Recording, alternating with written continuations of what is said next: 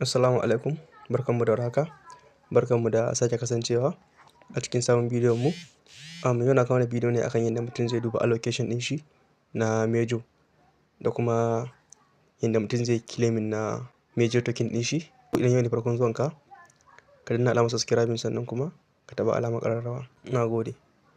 To yanzu abin da za ka yi shine za ka shiga cikin exchanger ka wacce za ka yi depositing na Mejo ɗinka. Misali ne yanzu zan yi amfani da Bitget, gashi nan kamar yadda kuke gani. Zan shiga cikin Bitget exchange, gashi nan. Bayan ka shiga za ta buɗe, za ta kawo maka nan wurin. Wannan shine homepage ɗinka. To abin da za ka yi shine sai ka zo daga nan wurin ga alamar wallet daga nan ƙasa kenan, gashi nan inda aka sa asset ɗin nan ga alamar asset, sai ka taɓa shi. Bayan ka taɓa sai ka zo sai ka clicking akan nan wurin, an gane ko? Sai ka clicking, gashi nan na zagaye shi nan wurin, sai ka danna shi. Idan ka danna zai loading, zai kawo maka wuri kamar haka. In ya kama wuri kamar haka, abin da za ka yi shine daga nan wurin gashi inda aka sa deposit crypto, gashi nan daga nan inda aka sa deposit crypto ɗin nan sai ka taɓa shi. Kana taɓawa zai kawo maka wuri kamar haka. In ya kawo maka nan wurin, abin da za ka yi shine daga sama ga alamar search, daga nan ga alamar search sai ka taɓa. Kana taɓawa sai ka yi searching na Mejo, gashi nan kamar yadda kuke gani. To a nan wurin akwai Mejo point, gashi nan. Akwai kuma normal Mejo token. Wannan na farkon kenan, shi za ka shiga. Bayan ka shiga zai loading, zai kawo maka nan wurin kamar yadda kuke gani. Yana kawo maka nan, abin da za ka yi shine kawai sai ka zo ga alamar copy a nan. Wannan littafi nan a nan wurin alamar copy. Kowa da ya san yadda ake copy na wallet address. Kawai sai ka zo sai ka taɓa alamar copy ɗin nan, gata nan daga nan na alamar littafi. Kawai sai ka taɓa shi. Kana taɓawa kun gani gashi nan nayi copy na address ɗina. To sai ka fita sai ka shiga cikin Telegram ɗinka kamar yadda kuke gani. Bayan ka shiga, abin da za ka yi shine sai ka zo sai ka taɓa inda wannan ɗinka yake nan, application ɗinka na Mejo. Gashi kamar yadda kuke gani, na shigo cikin application ɗina na Mejo. Sai ka open ɗin shi, gashi nan kamar yadda kuke gani. Bayan ya buɗe, to a nan wurin ga alamar da aka sa airdrop daga nan ƙasa, gashi nan an sa airdrop, gashi nan daga nan ƙasa. Ina fata an gane ko? Sai ka taɓa wurin. Kana taɓawa zai loading, zai kawo maka wuri kamar haka. To a nan wurin, a nan ne za ka ga allocation ɗinka a nan wurin. Ina fata an gane ko? To bayan ka gan shi, kawai abin da ya rage ma shine sai ka danna OK ɗin nan. Daga nan wurin sai ka taɓa OK. Ina fata an gane ko?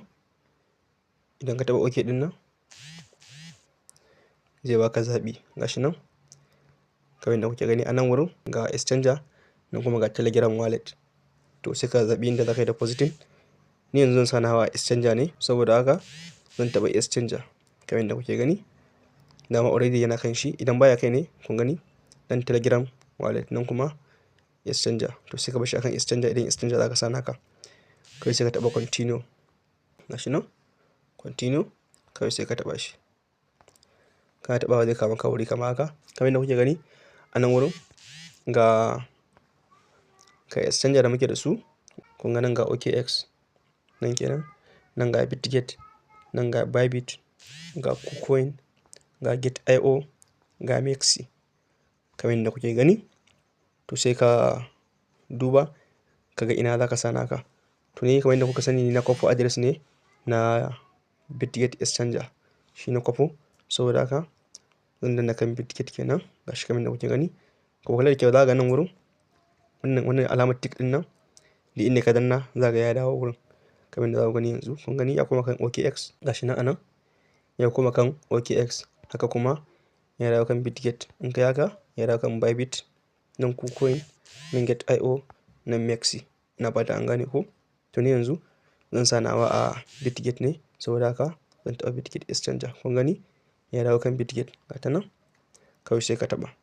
Kana taɓawa zai kawo maka wuri kamar haka. In ya kawo maka wuri kamar haka, abin da za ka yi shine a nan wurin idan baka da ita ne za ka yi creating na account. Idan kun kana da ita kawai sai ka taɓa yes ɗin nan.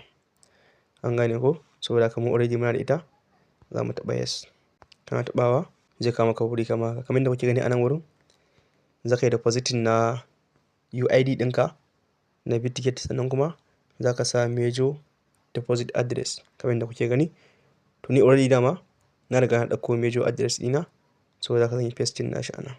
Gashi nan zan yi pasting na major address ɗina kamar yadda kuke gani, na ɗora shi. Saboda haka yanzu zan je in yi copy na UID ɗina. Shi nan zan fita. Inda ake ɗauko UID shine idan ka shigo home page ɗinka, ga wasu alamomi nan daga nan sama, wasu yan ɗunguna guda 9 kenan zan ce ko guda 6. Ga su nan daga nan sama inda na saki biyan nan, sai ka taɓa wurin. Kana taɓawa zai kawo maka wuri kamar haka. To a nan wurin gashi UID gashi nan a nan. An gane ko? Amma idan ba gan shi ba, za ka iya taɓa nan wurin ga wata alamar kibiya nan daga nan gefe, sai ka taɓa ta. Idan ka taɓa zai kawo maka wuri kamar haka. In ya kawo wuri kamar haka, to gashi daga nan, gashi nan ga UID. Kun gan shi? Wannan shine UID ɗinka. Gashi nan. Saboda haka ga alamar littafi daga nan, ga ta nan ta kwafi, sai ka taɓa. Kana taɓawa shikenan ka yi kwafi na UID ɗinka. Sai ka minimize, sai ka koma major app ɗinka kamar yadda kuke gani. Gashi na dawo. Bayan ka dawo kawai sai ka yi pasting. To bayan ka yi pasting, kawai abin da ya rage ma shine kawai sai ka taɓa send ɗin nan. Gashi nan daga nan ƙasa, send. Kawai sai ka taɓa shi.